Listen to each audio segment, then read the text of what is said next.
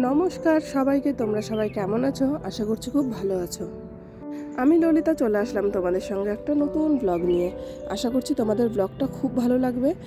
তোমরা কিন্তু ব্লগটা শেষ পর্যন্ত দেখো। তো খুব সকালবেলা উঠে বাড়ির সমস্ত কাজকর্ম করে এখন বসে পড়েছি চা খেতে।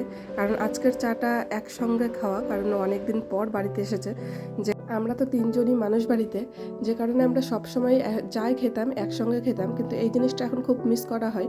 তো সকালবেলা চাটা খাওয়ার পরে এখন বলছে আমাকে দুধ দিয়ে খেজুরের গুড় দিয়ে মিলিয়ে দাও। আর ও এই রকম খাওয়ার খেতে খুবই পছন্দ করে, যে কারণে আমিও আর একদম দেরি করিনি, গুড় নিয়ে চলে এসেছি। আর দুধটাকে ভালো করে ঘন করে জাল করে নিয়ে এখন এটার সঙ্গে মিশিয়ে দিয়ে দেবো। ওরা রুটি বিস্কুট কিংবা এমনি এমনি খেয়ে নেবে। তো এই খাবারটা খেতে ওরা খুবই পছন্দ করে, আমার ছেলেও কিন্তু খুব পছন্দ করে। দেখো সুন্দর করে জাল করে ঘন করে দুধটাকে জাল করে এই গুড় দিয়ে মিলিয়ে এখন দিয়ে দেবো ওদেরকে খাওয়ার জন্য। সকালের খাওয়া দাওয়া শেষে এখন চলে যাব দুপুরবেলার রান্নার আয়োজন করতে। আর তার জন্য আমাদেরকে এখন যেতে হবে বাজারে। এখন প্রায় 9টা থেকে 10টা মতন বাজে। তো আমাকে বললো তাড়াতাড়ি রেডি হয়ে, আমিও ঝটপট রেডি হয়ে বেরিয়ে পড়লাম ওর সঙ্গে। আর প্রথমেই চলে আসলাম মাংস নিতে। এখানে খাসির মাংস বিক্রি হচ্ছে 800 টাকা কিলো। সত্যি বলতে দিন দিন এত দাম বাড়ছে। কিছুদিন আগেই ছিল 750 টাকা কিলো, কিন্তু আজকে হয়ে গেছে 800 টাকা কিলো। কিন্তু দোকানদার দাদাটা এত ভালো ছিল, বিশ্বাস করবে, প্রায় 100 গ্রাম মতন মাংস বেশি দেওয়া হয়েছে এখানটাতে। তো ও বলছিল যে আসলে দিদি এখানে আমাদেরও কিছু করার নেই, কারণ এত দাম জিনিসের বাড়ছে। 1 কিলো পরিমাণ মাংস নেওয়ার পরে ওখান থেকে চলে আসলাম এখন এই সবজি নেওয়ার জন্য। তো সবজির মধ্যে বেশি কিছু নেব না, আলু পেঁয়াজ রসুন এই টুকিটাকি জিনিসগুলোই নেব।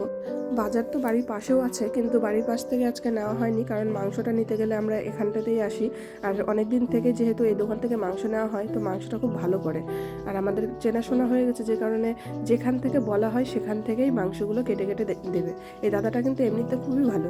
তো তারপরে বাজার থেকে আসার পরে আমি কি নিয়েছি দেখো, আলু পেঁয়াজ রসুন আর ফ্রিতে ধনেপাতা। এই ফ্রিতে দেওয়ার কারণ হলো সব জায়গাতে আলু একটু কম দাম, কিন্তু ওই জায়গাতে 5 টাকা করে বেশি। তো আলুর দাম একদমই কমাতে চাইলো না, তো বললাম তাহলে একটা ফ্রিতে ধনেপাতাই দিয়ে দাও। তো দোকানদার দাদাটা আবার দিয়েও দিল। আর দেখো আজকের মাংসটা কিন্তু একদম মানে খুব ভালো ছিল, কারণ বলেছিলাম যে সিনার পিস থেকে দিতে আর সামনের লেগ পিস যেটা সেখান থেকে দিতে। আর যেখান থেকে বলেছি দাদা সেখান থেকেই দিয়েছে। আর এটা আমি ধুয়ে এখন পরিষ্কার করে নিয়েছি, লবণ হলুদ আর তেল দিয়ে মেখে রেখে দেবো। ততক্ষণে আমি যা যা আমার মশলার প্রয়োজন সেগুলো আমি জোগাড় করে নেব, কারণ বাজার করে এসে রান্নাবান্না করতে কিন্তু অনেকটাই দেরি হয়ে যায়। আর আজকে সেরকম কিছু বানাবো না, শুধু মাংসটাই বানাবো।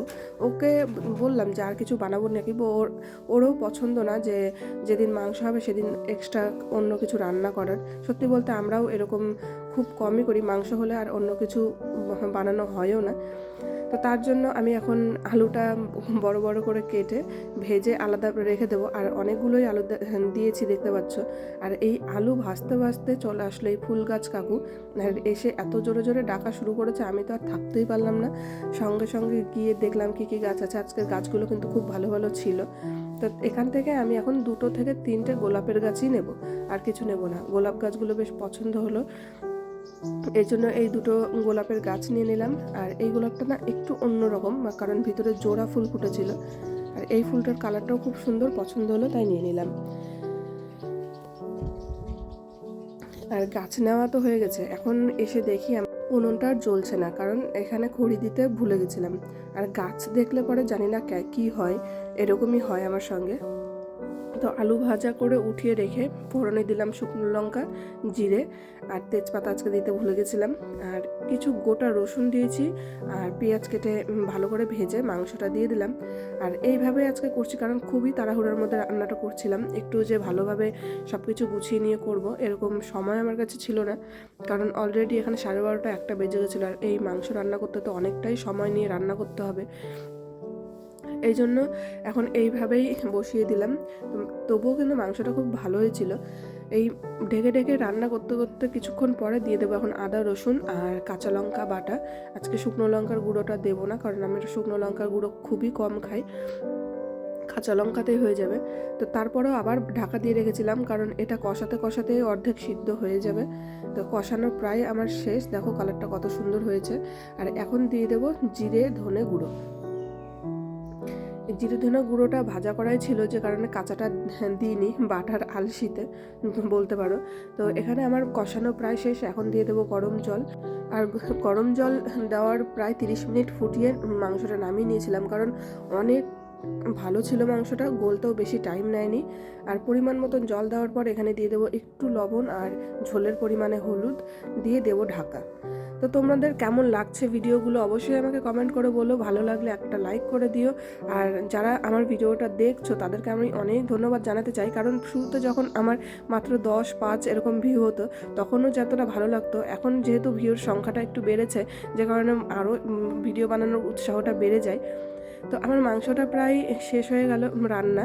এখন নামানোর আগে একটু গরম মশলা দিয়ে নামিয়ে নেব। খুব কম মশলায় রান্না করেছি, কারণ খুব বেশি মশলা আমরা খুব পছন্দ করি না।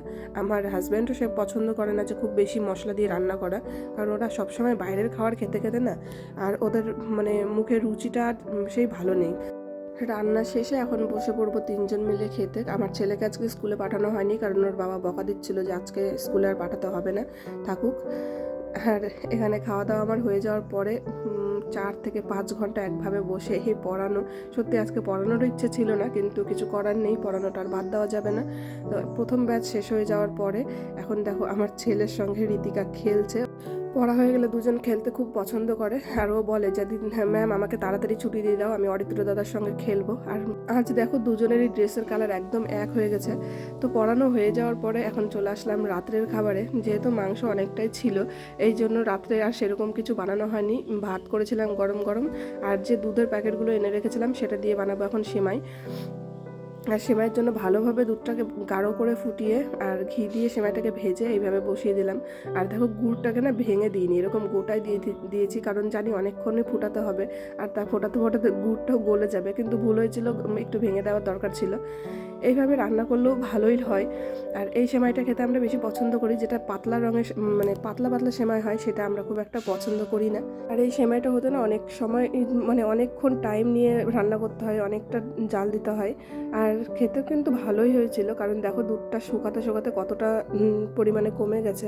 ওকে বলেছিলাম বলো কোনো পিঠে কিংবা পায়েস বানাবো কিনা, কিন্তু ও সেমাই খেতে বেশি পছন্দ করে বলে এটাই বানালাম। তো আমার ভিডিওটা আমি এখানে শেষ করছি, দেখা হবে তোমাদের সঙ্গে পরের একটা ব্লগে।